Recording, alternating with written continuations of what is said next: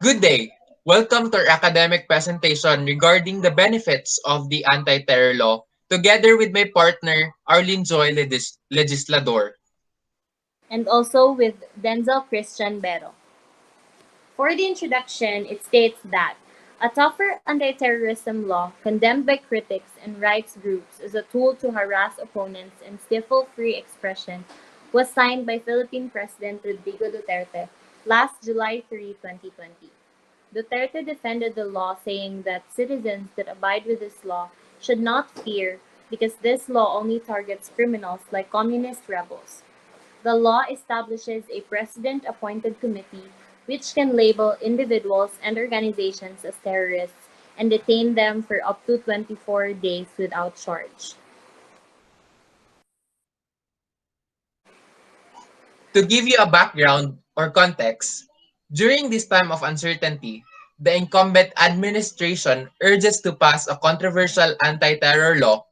It was May 30, 2020 when President Duterte urged Senator Alan Peter Cayetano, Speaker of the House of Representatives, to fast-track the anti-terror bill's passage amidst the coronavirus pandemic havokes the nation. It became controversial because of the warrantless arrest and vagueness of the concept of terrorism. The massive misinformation of the public led by different human rights and the critics drove it to a movement to junk the law, namely junk terror law. It has become a hot controversial topic that creates division among Filipino people because it is a detrimental threat to human rights given the law's vagueness. Early on, the priority of the incumbent administration is to protect the Filipino people from various threats, from war on drugs and many more, that affects every Filipino individual in a negative aspect. The thesis statement states that although the anti-terror law received a lot of criticism because of its vague provisions, it is still beneficial for the Filipino people for the nation's peace and security in combating the alarming rise of terrorism, eliminating and halting armed conflicts between rebels and the government, and also ensuring that the terrorists face criminal charges under the rule of law. So for the first argument, the law aims to combat terrorism. According to Venson 2020, the bill's backer says the legislation strives to bring an end to terrorism in country, which is battling decades-long communist and Islamic urgency. To take an example, last Marawi siege in 2017, and according to presidential spokesperson Harry Roque, who cited the communist rebels' attack on soldier, securing the distribution of financial aid and attack by Islamic militants in the late that led to an evacuation in the south of the country that uprooted more than 6,000 civilians. Even the lockdown did not stop the terror. The continuous attack of the terrorists pushed the president and legislators to pass the bill into law in order to battle terrorism and prevent any loss, damage, and even death to the society and protect citizens from the harm of its terrorism.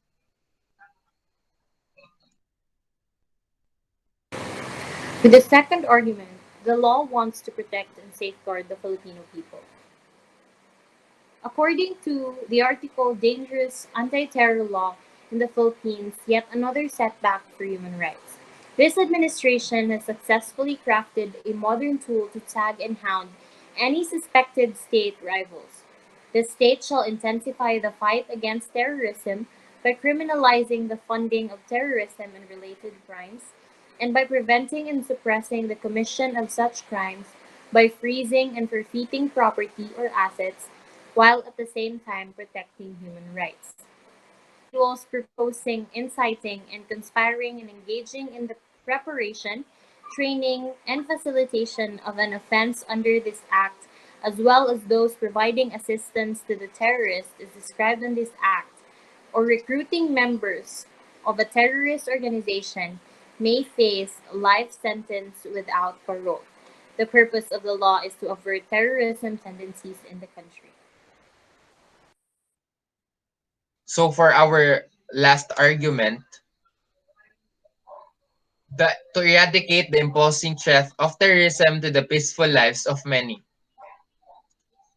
According to Nepomuceno 2020, together with the anti-terror law, the implementation of Enhanced Comprehensive Local Integration Program or ECLIP, and the establishment of the National Task Force to End Local Communist Armed Conflict, that to bring peace and stability in our nation.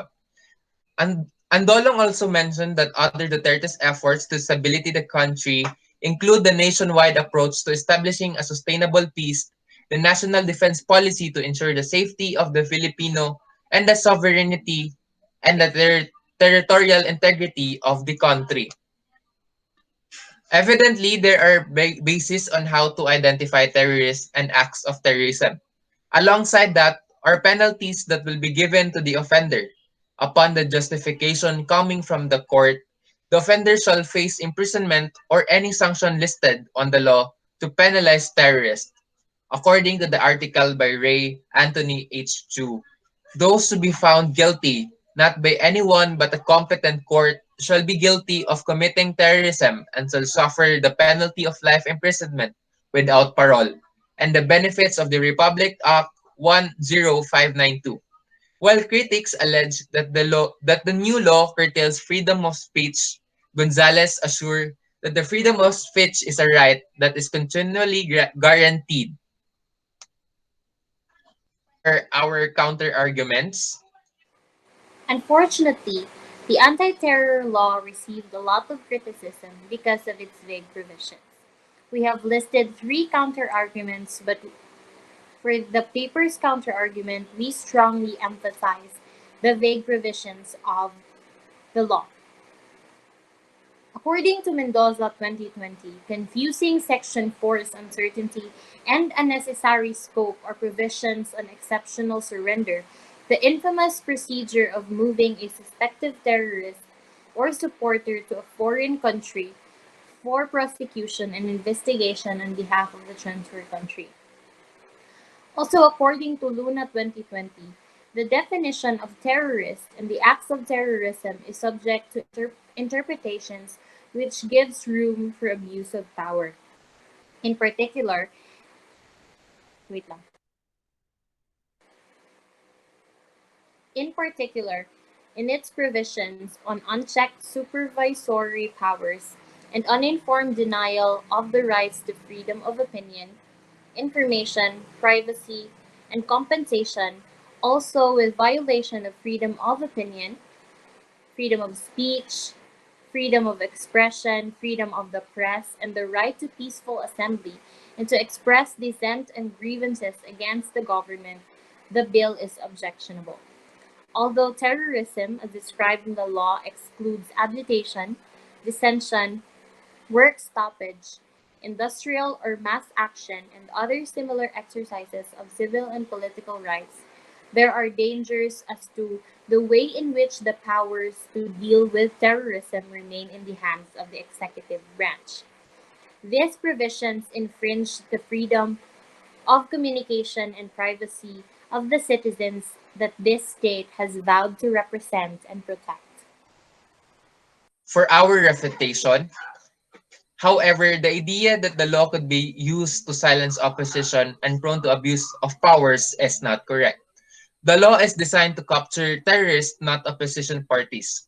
According to Esperon 2020, as written by Sandolong, he acknowledged the critics' concern that the proposed 2020 Anti-Terrorism Act could be vulnerable to misuse due to alleged vague provisions, especially the concept of terrorist actions, even as he have reiterated his assurance that adequate protections are available to prevent this. Accordingly, Esperon approached general society to be more target in assessing the bill's advantages and disadvantages, as opposed to being propelled by a specific gatherings of very own understandings. According to Senator Lacson 2020, to be equal, the police and the military will kept responsible for the enforcement of this law under this proposed law. As proposed legislation, the Anti-Terrorism Act of 2020 has simple one message.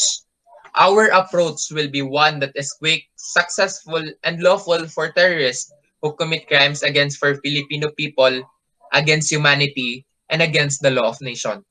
If we allow junking this terror law, the terrorists will persist in their evil intention to cause the loss or damage and or property.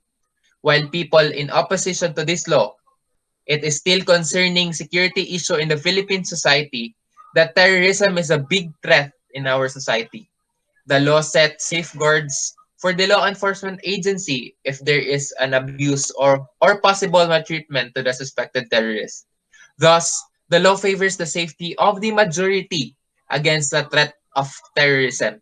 Continuing, the implementation of the law is favorable in improving safety and peace in our society.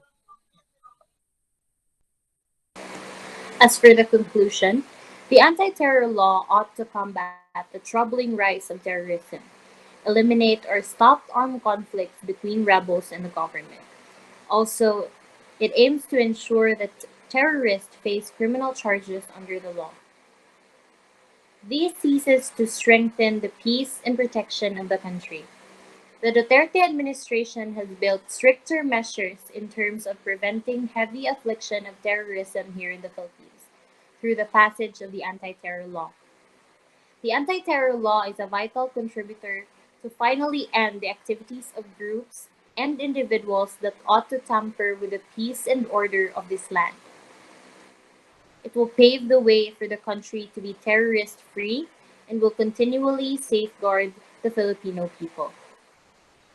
To wrap up everything, I'd like to borrow the word of Esperon that we would have to assess the disadvantage and advantages of the law.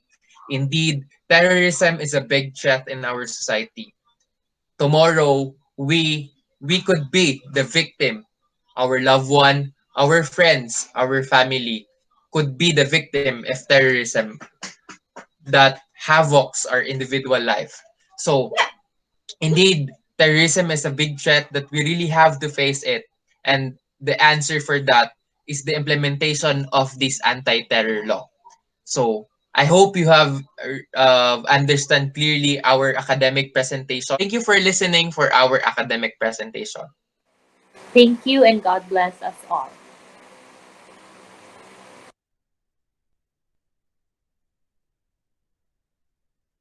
Ganyan din.